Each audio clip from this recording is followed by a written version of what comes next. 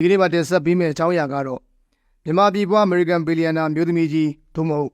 ကွန်ပျူတာပညာနဲ့စားသောက်ဆိုင်လုပ်ငန်းကိုစီမံခန့်ခွဲသူတယောက်ရဲ့အကြောင်းကိုတင်ဆက်ပြီးတော့မှာဖြစ်ပါတယ်။အမေရိကန်ဘီလီယံနာတထေးမကြီးဘက်ဂီချန်ကတော့1948ခုနှစ်ကမြန်မာပြည်မှာမွေးဖွားခဲ့သူဖြစ်တယ်လို့ငယ်ဘဝကိုတော့ဟောင်ကောင်မှာကြီးပြင်းခဲ့ရသူဖြစ်ပါတယ်။1983ခုနှစ်မှာတော့ဘန်ဒါ Express ကိုအမျိုးသားဖြစ်တဲ့ Andrew Chan နဲ့ပူရယ်တည်ထောင်ခဲ့ပြီးတော့မှဘန်ဒါ Restaurant Group ရဲ့ပူရယ်အမှုဆောင်အရာရှိအဖြစ်တာဝန်ထမ်းဆောင်ပါတယ်။ဘန်ဒါ Express ဆိုတာကတော့အမေရိကန်နဲ့တရုတ်ဟင်းလျာတွေကိုအထူးပြုရောင်းချတဲ့အမေရိကန်ကအမြန်ပြင် fast food စားသောက်ဆိုင်လုပ်ငန်းဖြစ်ပြီးတော့မှနေရာပေါင်း2400မှာဆိုင်ခွဲပေါင်းများစွာနဲ့လည်ပတ်နေတာဖြစ်ပါတယ်။အမေရိကန်စီးပွားရေးမဂ္ဂဇင်းတစ်စောင်ဖြစ်တဲ့ Forbes ရဲ့တင်ပြချက်အရ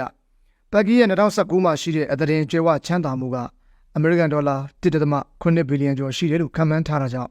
သူအမေရိကန်ရဲ့ပြင်ပမှာမွေးဖွားပြီးတော့မှအမေရိကန်နိုင်ငံရဲ့ကိုယ်တိုင်ထူးချွန်သူအချမ်းသာဆုံးမျိုးသမီးစင်ရင်မှာနံပါတ်1နေရာမှာရှိနေပါတယ်။ဘက်ကီတရမြန်မာပြည်ကနေဟောင်ကောင်ကိုဘယ်ချိန်တုန်းကထွက်ခွာခဲ့တယ်ဆိုတာမသိရပေမဲ့ဟောင်ကောင်မှာလည်းပညာကိုသင်ကြားခဲ့ပြီးတော့မှသင်ကြားတော်တဲ့သူဟာအာရှကကျောင်းသားအနေငယ်သားတက်ရောက်တဲ့ကန်ဆတ်ပြည်နယ်ဘော်ဝင်မြို့ကဘေကာတက္ကသိုလ်ကိုတက်ရောက်ပညာသင်ကြားဖို့အမေရိကန်နိုင်ငံကိုရောက်ရှိလာခဲ့ပါတယ်။အဲဒီတက္ကသိုလ်မှာသူ့ရဲ့ခင်ပွန်းဖြစ်လာမဲ့အန်ဒရူးချန်နဲ့တွေ့ဆုံခဲ့တာလည်းဖြစ်ပါတယ်။ဒီတွင်သူပညာရှင်တို့ဖြစ်ကျင်ခဲ့တဲ့ဘက်ကီကတော့ဟောင်ကောင်ကနေအမေရိကန်ကို1960ခုနှစ်ကျော်မှာပြောင်းရွှေ့အခြေချခဲ့တာဖြစ်တယ်လို့လေ့လာသိရှိရပြီးကွန်ပျူတာသိပ္ပံပညာရပ်နဲ့မာစတာဘွဲ့ရရှိခဲ့ပါတယ်။အဲဒီနောက်1984ခုနှစ်မှာအမေရိကန်နိုင်ငံမစ်ဆူရီတက္ကသိုလ်ကနေလျှပ်စစ်အင်ဂျင်နီယာဘာသာရပ်နဲ့ဒေါက်တာဘွဲ့ကိုလည်းရရှိခဲ့ပါတယ်။1985ခုနှစ်ကနေ1989အထိဘက်ကီကအမေရိကန်အာကာသယာဉ်ကုမ္ပဏီတစ်ခုဖြစ်တဲ့ McDonnell Douglas မှာအင်ဂျင်နီယာပါရဂူတူအဖြစ်ဝင်ရောက်လုပ်ကိုင်ခဲ့ပြီးတော့မှအမေရိကန်လေတပ်အတွက်စစ်မြေပြင်ဆိုင်ရာအာယုံငယ် software တွေကိုကုတ်ရေးသားပေးခဲ့ပါတယ်။နောက်ပြီးတော့သူက1989ကနေ1982ခုနှစ်အထိအမေရိကန်လျှပ်စစ်ကုမ္ပဏီဖြစ်တဲ့ Comtel Corporation မှာဒီပညာအင်ဂျင်နီယာနဲ့ software manager အဖြစ်တာဝန်ထမ်းဆောင်ခဲ့ပါသေးတယ်။အဲဒီလိုလုပ်ကိုင်နေတဲ့သူကညဘက်တွေနဲ့စနေတနင်္ဂနွေလိုနေ့မျိုးတွေမှာ1983ခုနှစ်ကတည်းက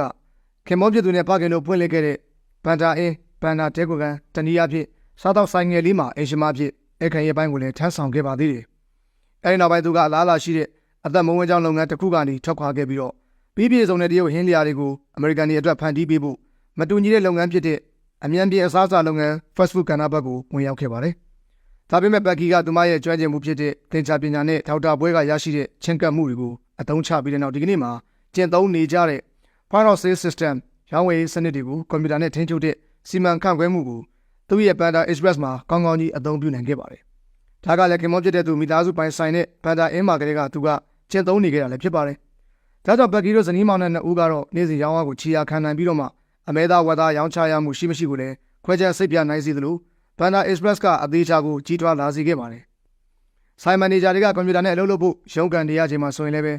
က်ကီကသူတို့ကိုလေ့ကျင့်သင်ကြားပေးခဲ့ပါတယ်။ဆိုင်ခွဲတွေအားလုံးရဲ့စပူမှုအထူးကတော့ချုံမိန်လို့ခေါ်တဲ့တရုတ်ခောက်ဆွဲချုပ်ကိုငံပြားရီအပြော့စားနဲ့ချက်နေချိန်မှာအခြားစပူမှုတွေကလေးပင်နဲ့ငံပြားရီနဲ့ချက်ပြုတ်နေချိန်မှာဆိုရင်လည်းဟင်းပွဲအားလုံးကအရသာတသားတည်းဖြစ်အောင်ဘက်ကီကသူတို့အားလုံးကိုဘန်ဒါ Express ရုံးချုပ်ကိုစူးစီးခေါ်ယူပြီးတော့မှအားလုံးသဘောတူညီမှုရရှိတဲ့အထိညှိနှိုင်းစေခဲ့ပါတယ်။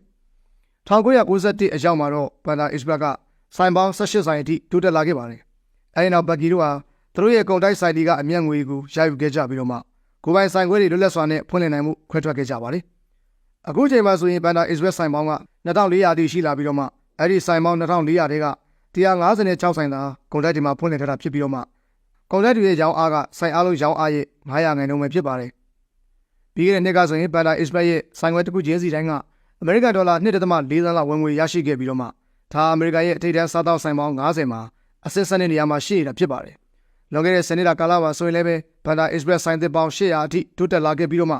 2014ခုနှစ်ကရောင်းချခဲ့ရတဲ့အမေရိကန်ဒေါ်လာ 1.2 ဘီလီယံကနေ5ဘီလီယံကျော်တဲ့အထိကိုတာလွန်တိုးတက်ခဲ့ပါတယ်။ဘက်ကီကတစ်နှစ်အတွင်းအမေရိကန်မှာစားသောက်ဆိုင်အသစ်ပေါင်း100ကိုတိုးချဲ့ဖွင့်လှစ်သွားဖို့ရည်မှန်းထားပြီးတော့2028ခုနှစ်အရောက်မှာဝင်ငွေနှစ်ဆဖြစ်တဲ့အမေရိကန်ဒေါ်လာ10ဘီလီယံအထိရရှိဖို့လည်းမျှော်မှန်းချက်ထားရှိနေပါတယ်။မိတ်ဆွေတို့အတွေးခေါ်နဲ့အမြင်သစ်တွေရစေဖို့စောင့်မြတ်ဖတ်ပါ။မဖတ်နိုင်ရင်မဖတ်အားရင် Weibo Audio Book application မှာနားထောင်ပါ။ application ကိုအခုပဲ download ချလိုက်ပါ။